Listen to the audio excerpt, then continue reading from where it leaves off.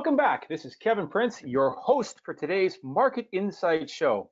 We're so pleased that each week that you continue to join us on this journey as we help to educate people and provide insights to the overall marketplace. And we're also pleased to see that each week that the actual sessions continue to grow and grow in audience. And I think that's really because you, the listeners, your ongoing questions have really helped us build the content that you're looking for to help you navigate these current marketplaces.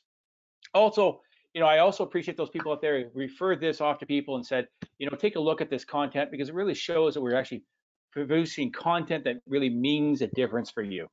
So we're going to take the next 30 minutes and we're going to provide you some market insights. Our focus topic this week will be around international investing and effectively understanding some leading ETF approaches to accessing these marketplaces. We're going to also, at the end of that, take some questions and answers and from the previous week. Our guest today is the MSCI. I'm going to actually introduce Paul Riccadella from the MSCI. Thank you again for joining us one more time on our show. And really good to have you on this show for the last 2 weeks. Also going to highlight and welcome in Mark Reyes, who's the head of product at BMO Global Asset Management. Like in the past, as we've highlighted, this is not intended to be advice. It's effectively tried to be for you some market insights and to help you get some information to navigate the overall marketplaces. Again, our focus this week will be on, international investing. And so really some context around that. I mean, we've certainly seen the S&P 500 be very a strong market and be one of those dominant marketplaces over the last, at least the last 10 years, if not a little bit longer, actually. You can see the chart here. And we also know that Canadians notoriously have been really focused on a local approach. When you're thinking about international investing, the key thing here is to think about diversification and really portfolio completion and really complementary to the overall construction of your portfolio. We're showing you on this chart here, not only the S&P 500, not only the TSX Cap Composite, but also the MSCI EFI, we'll talk about that in a second, and the MSCI Emerging Markets, and we're going to talk about that in a little bit more detail too. But really think about this conversation about diversification and portfolio completion across the board. When you're looking at international investing, why do people look at international investing? The exposures. Are they different than the broad market that you may be more familiar with? Yes, it's clear to say that. Because what you're looking at here is differences in price to book, price to earnings, price to cash flow across the board. You're seeing differences in yields across the board when compared against the S&P 500. That effectively is giving you diversification, and that's what we're really talking about that. Mark, let me go to you first and ask thoughts around diversification in international investing. You're seeing that you're getting different yields here. That's an advantage. But other thoughts around what you get from diversification out there? Sure. Thanks, Kevin. And thanks, everyone, once again for joining us this week. We really appreciate your time listening in. So, when we look at international investing, I think it's quite clear, and there's been a number of studies, Canadian investors really carry a home country bias, which just really means we invest in our own stocks. Those are the companies we know. We feel safer, more secure. We tend to put our money towards those companies. If I extend it further, we're relatively comfortable with the U.S. as well, whether that's an Amazon, an Apple, an S&P 500 exposure. And as well, a lot of our individual accounts can handle U.S. dollars. So moving into the U.S. is not much of a reach. It's once you go international into emerging markets that really there's a lot of gap in Canadian investors' portfolios. So what these exposures can really do is offer you completion and exposure to different parts of the world that have got different economic drivers, different companies, which can help diversify your portfolio and just add discipline to your overall book. So when we look at international markets, known as EFA, you're picking up Europe, you're picking up Japan, you're picking up Australia. You're getting a higher yield than if you look to the U.S. Price earnings is a challenging number right now as earnings are clearly all up in the air. But the market generally to earnings is a little bit more expensive, but a good way to diversify portfolios. Now, if we look further afield to EM, that's really where you're going to catch that, growing demographic trend, the emerging economies, the Chinas, the Indias that are really looking to step to the forefront of global economics and therefore global market caps moving forward. Again, you're getting a higher yield. That's nice to see. Earnings, again, a little hard to look at right now, but a bit more expensive that way. Number that stands out to me, price to cash flow, implying that much cheaper, undervalued. So another great way to diversify your overall portfolio. So, if you're really thinking to invest for the long term, I think it's important to have more than just single company exposure and more than North American exposure in your portfolio. And these are the two main ways that you can get broad exposure that way. Thanks, Kevin. Thanks for that, Mark. Actually, because we're referencing the MSCI EAFE and the MSCI emerging markets, and we have, of course, Paul on the line. Paul, give us some context here. When we talk about these indexes, give us some names of the companies that people would think about when you're hearing about the emerging markets or the developed markets, for that matter. Sure thing, and great to be back with both of you again this week. So in terms of developed markets, to Mark's point, once you get out of North America, certainly the United States and Canada are developed markets, but excluding that within ETFs, examples would be Nestle, Novartis, Toyota, AstraZeneca, SAP. Firms of that nature tend to have pretty high weights consistently in the MSCI EAFE index. In terms of emerging markets, Alibaba, for example, would be the top holding in that index. Tencent would be next. Taiwan Semiconductors, Samsung Electronics, and then China Construction would be the fifth largest. Perfect, Paul. And so, that gives us some good context about international investing. Paul, let's talk about, benchmarking around international investing. MSCI, of course, has been known to be that benchmark out there for both the, developed markets and specifically the terminology EAFE, as well as emerging markets. Can you give us, some background why you actually became that definitive kind of benchmark out there, not only just for the, the passive when we were talking about ETFs, but also the active out there across the board? Of course, I think the simple answer, Kevin, is that from the perspective of the North American investor, we basically invented the space. MSCI was created in the late 1960s. And if you think about what your average North American investor invested in back then, they probably held a fairly concentrated stock portfolio of well-known US and Canada listed companies and really did not diversify across the globe. And so the concept in the late 60s of us launching a firm based on global diversification and spreading your money across geographies was very novel at the time. So much so that we literally invented the term EAFE.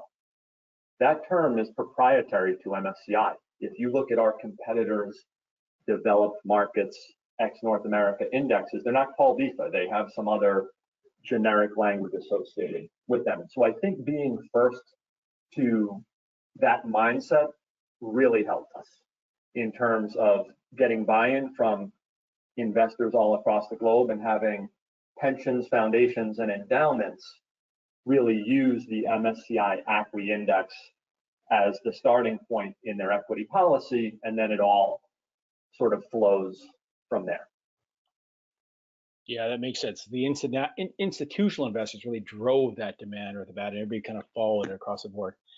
Hey, Mark, let me turn to you. Talking about international investing, of course, people are a lot of times using ETFs to access international investing, developed markets, emerging markets, even S&P for that matter, I guess. Can you talk to us a little bit why people are utilizing ETFs to access those international marketplaces? Sure, thanks, Kevin. We've got a few key ETF benefits that are up there.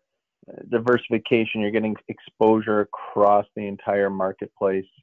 Cost effective, passive vehicles, very low cost fees.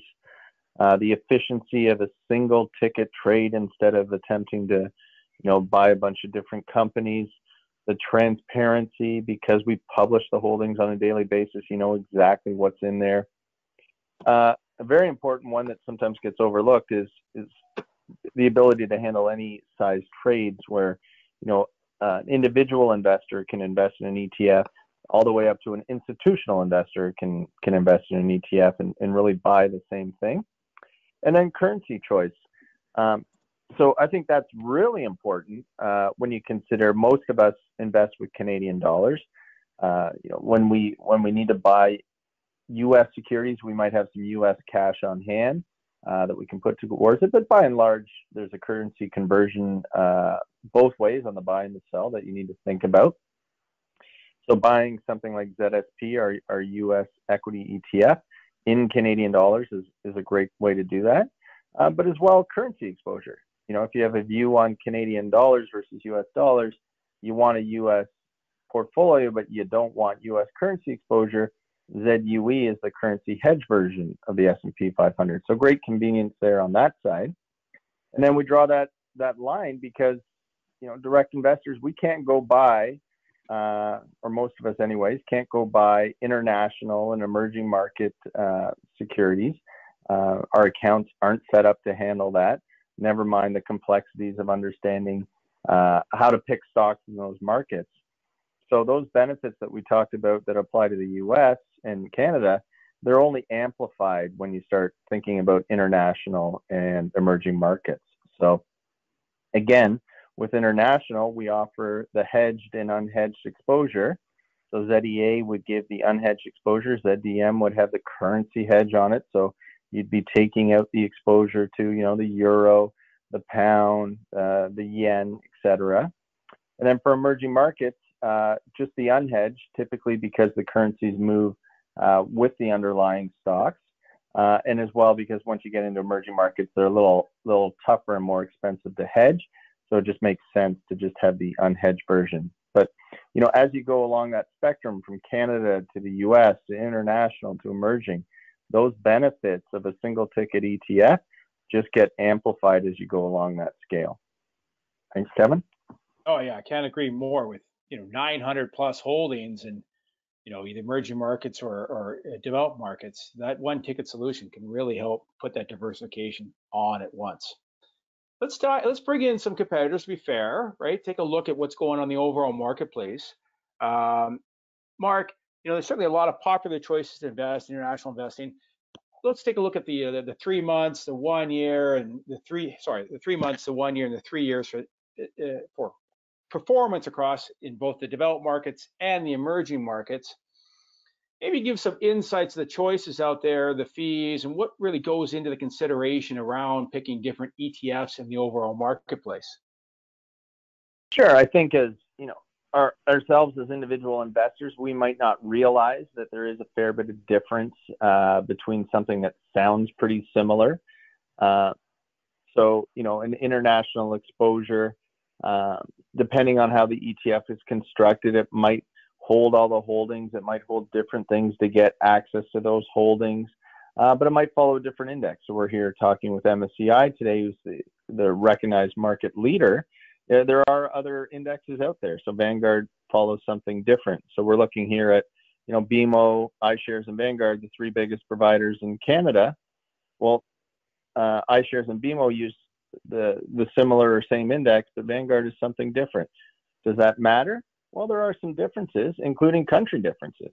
So, for instance, South Korea, it depends, whether you expect to see that in emerging markets or international.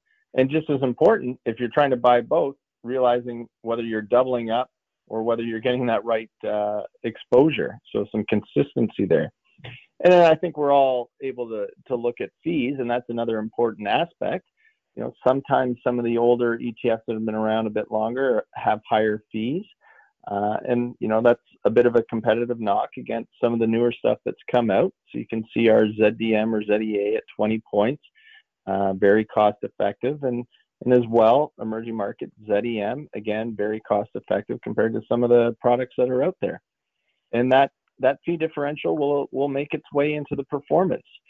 So when you look at, the 1 and the 3 year, typically I focus on 3 year, give it a little bit longer length.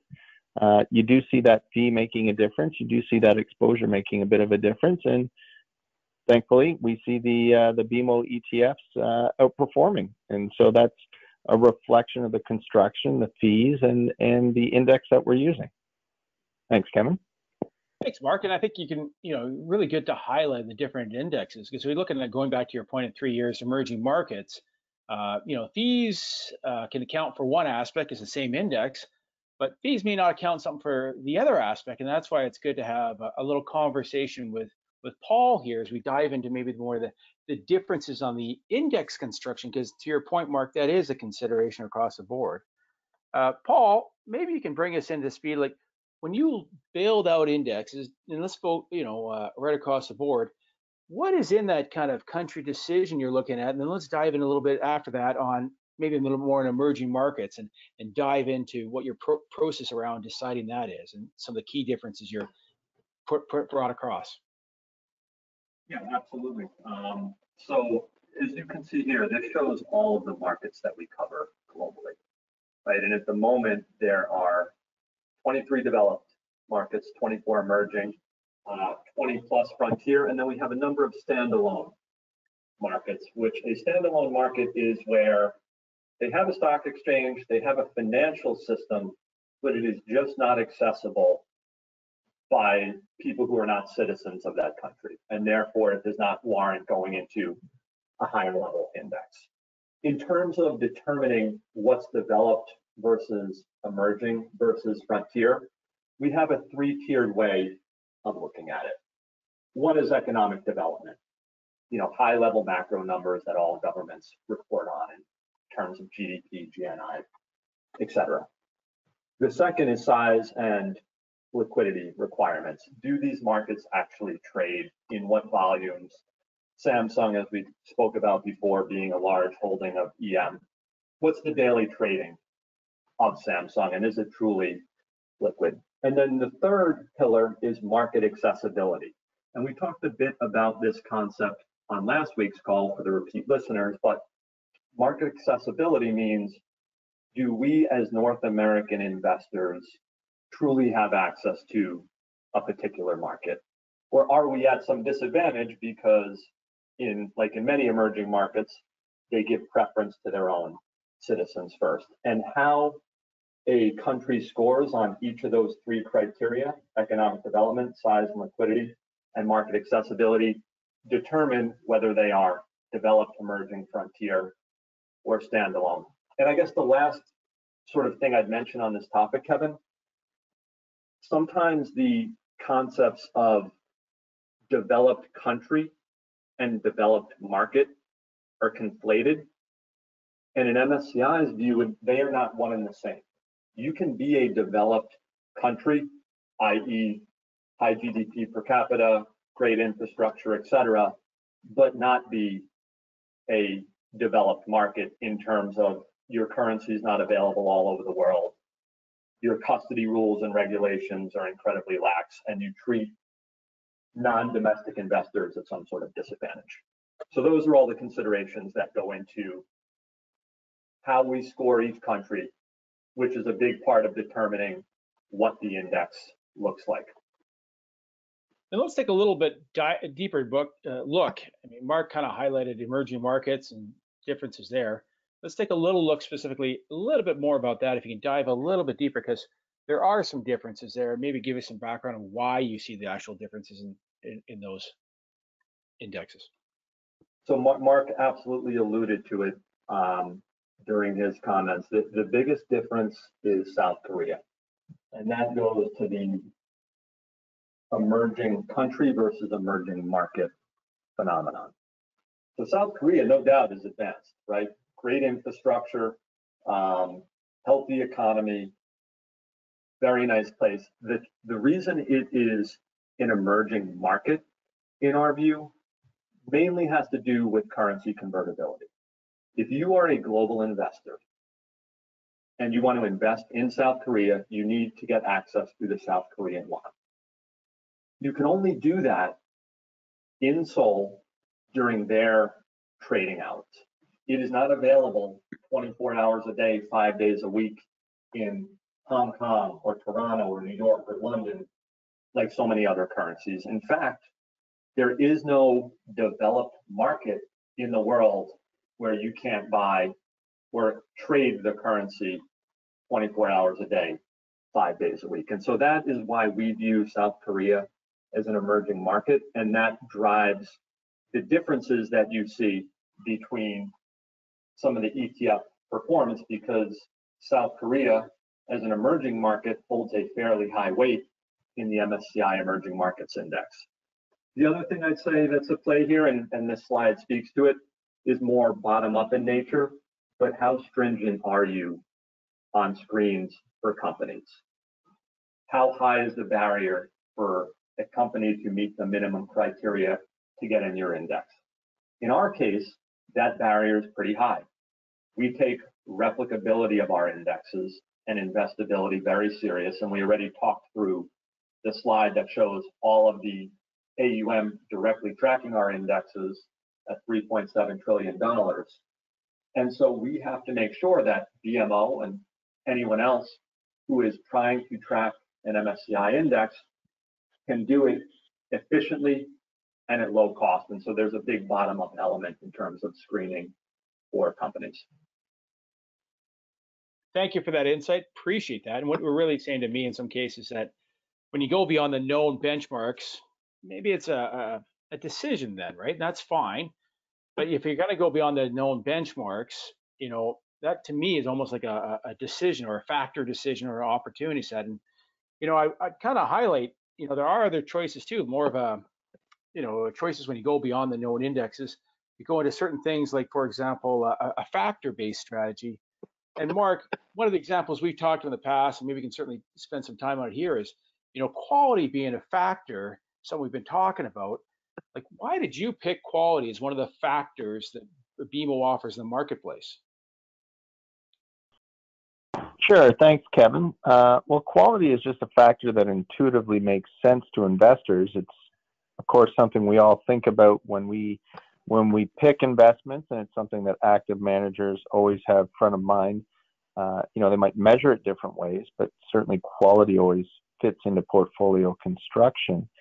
And quality is one of the main factors that MSCI identified that outperforms, over the long term, better risk-adjusted returns, where, quality really can be thought of as a defensive factor, but I like to say it identifies the true market leaders. So, when we think of an environment that we're in now, you want to be invested in those companies that are going to make it out the other side, that have got, cash on hand, strong operations,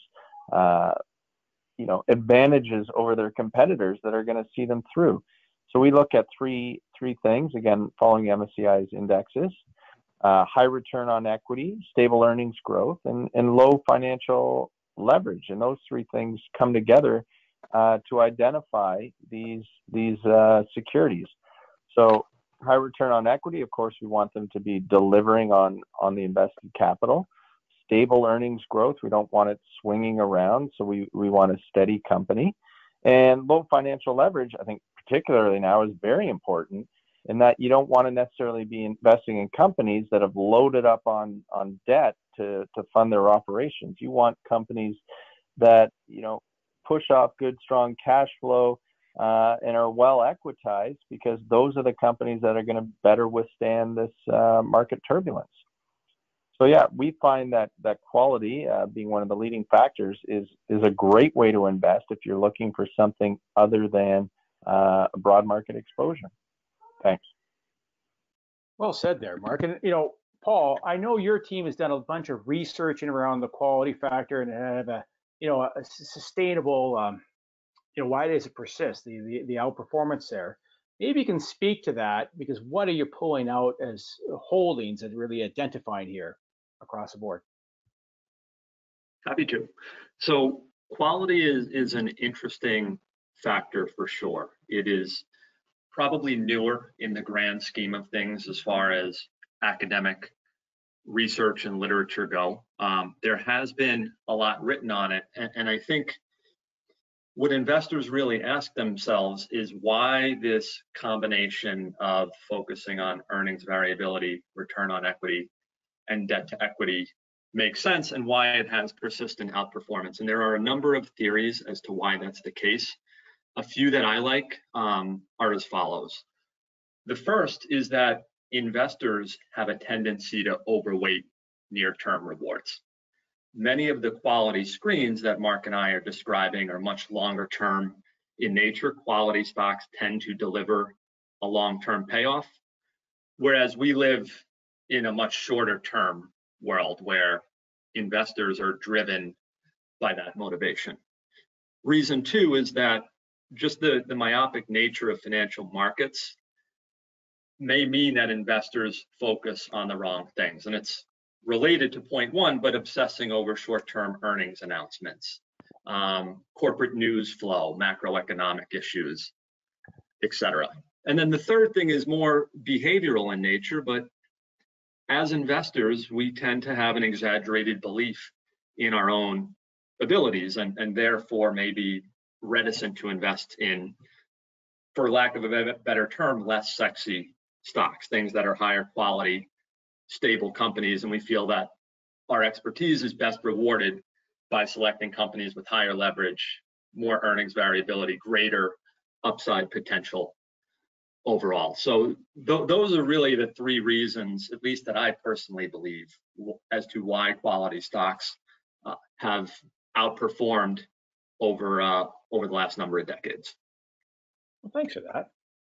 Mark, maybe let's take it to an example, right? So let's talk about an example here where you can see quality and see it in action, and maybe you can walk us through that. Sure. So Kevin, the example we've got up here is the BMO MSCI All Country World High Quality ETF. A bit of a mouthful, but it's a global exposure. All country means we're getting beyond the major developed markets. Ticker is ZGQ. I think this brings together everything that we're talking about here. We're using the global one as the key example. You really do get outperformance relative to the broad markets during these times where you want a defensive exposure. So this ETF is proving to be very popular right now. Some of the names that you'd expect to see: Microsoft, Unilever, Facebook. These are companies. When I first spoke on this and I said market leaders, these are the type of names you expect to see. Sector allocation, that really reflects where the quality is in the market right now.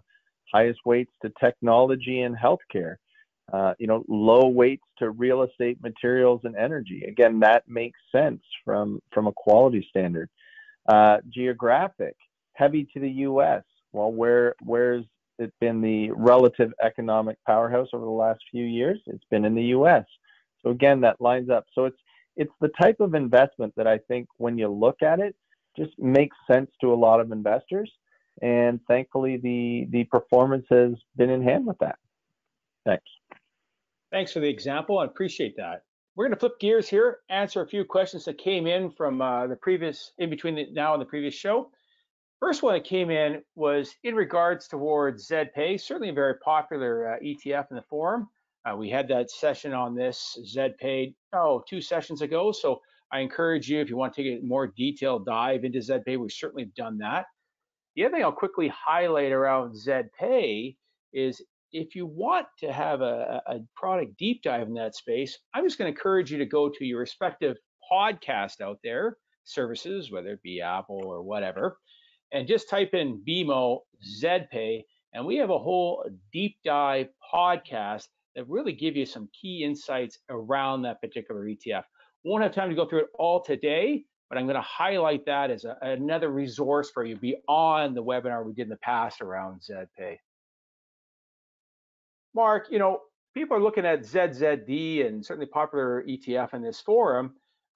Is that enough adequate diversification for a balanced portfolio as a single solution? What's your thoughts in around that? Sure, thanks, Kevin. I'll try to answer both questions quickly. To the first, ZPay.U. If anyone's used to investing in a mutual fund, you can realize that they're multi-series.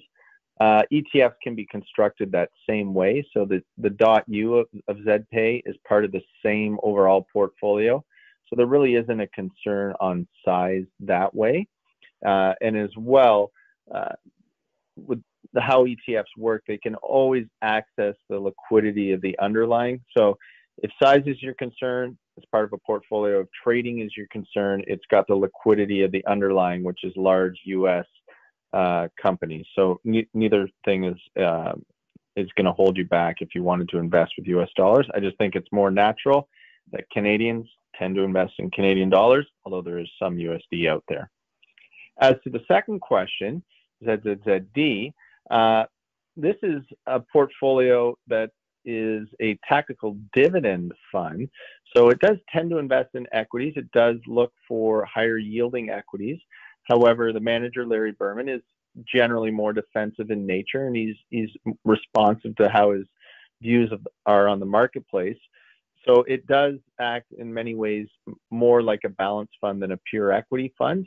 So if you're looking for that type of broader exposure, this is a great option to look at. Now, because it invests directly in underlying ETFs, you can imagine it's taking all the diversification of those underlying ETFs and adding it together. So in terms of holdings, absolutely, the portfolio is very well diversified. Now, because this is tactical in nature, there may be other things you want to pair with it, but as a standalone investment, it certainly has some great merits. Thanks. Thanks, Mark. And just building again on ZZZD and ZPay now, actually, question coming in around taxes, and taxes are our key consideration too, beyond thinking about where you want to invest. Maybe give us some insights about these two ETFs and what their taxation treatment will be going forward, if you can. Sure.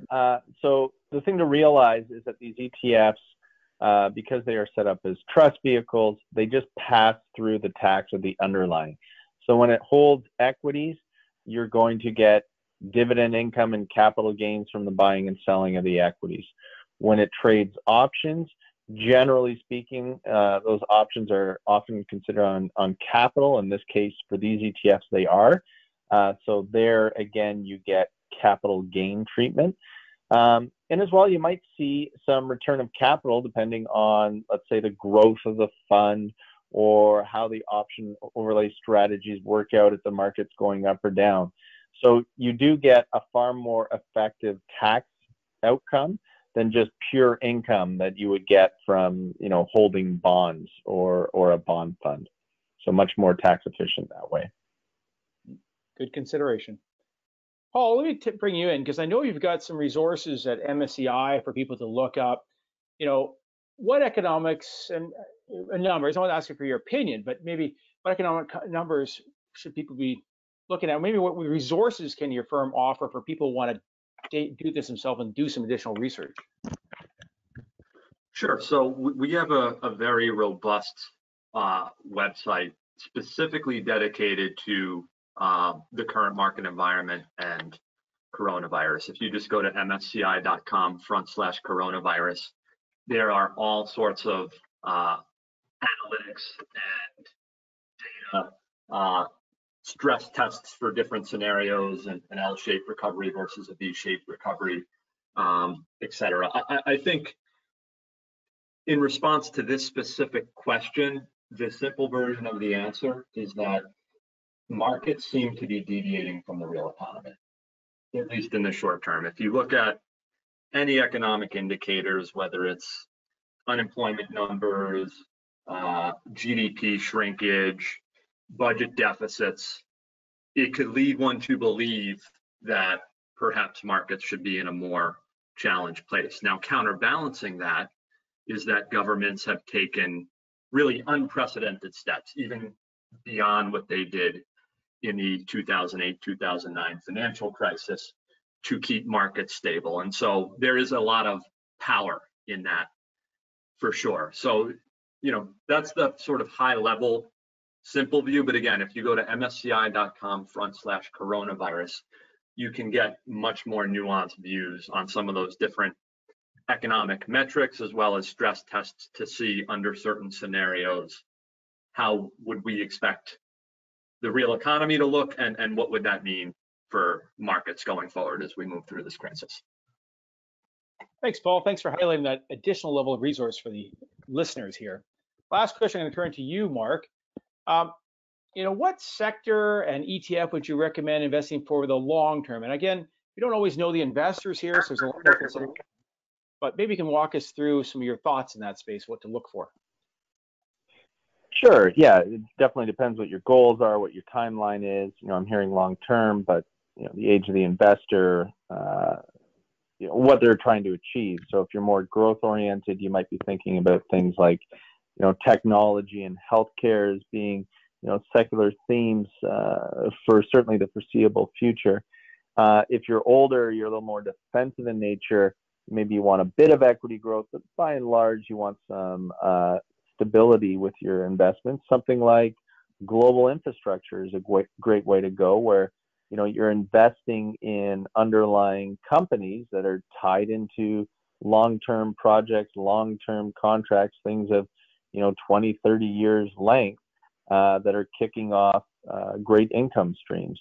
So you get a little bit of equity growth, but you get some steady income off that. So global infrastructure is a great thing to look at if you want a more defensive equity exposure.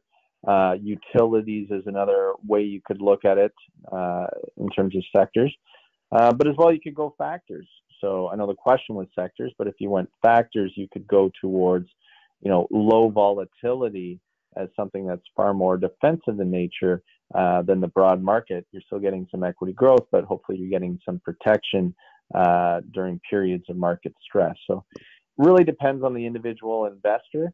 But there are some great sector choices, and I would say secular trends that you can really get behind in terms of adding value to your portfolio. Thanks, Kev. Thanks for that, Mark, and thanks for that too, Paul. Really appreciate your participation this week, and I appreciate everybody taking the time and effort to join us again today. We're going to be back next week, the exact same time at 1 o'clock. Everybody out there, if you want to send us some questions for us to answer next week, please do. We look forward to that across the board. I'm also going to highlight, we're going to have a net new guest this week as we bring a close to our work this last 2 weeks with the MSCI. Again, thank you, Paul. Next week, and for 3 weeks after that, we will be bringing in the S&P Dow Jones indices to get their insights on broad markets, also get their insights on small and mid cap space, and further take a look at the active and passive conversation they've been leading out there across the marketplace. So hope you can take the time and effort to join us again next week, Friday at 1 o'clock. Have yourself a good weekend. Cheers.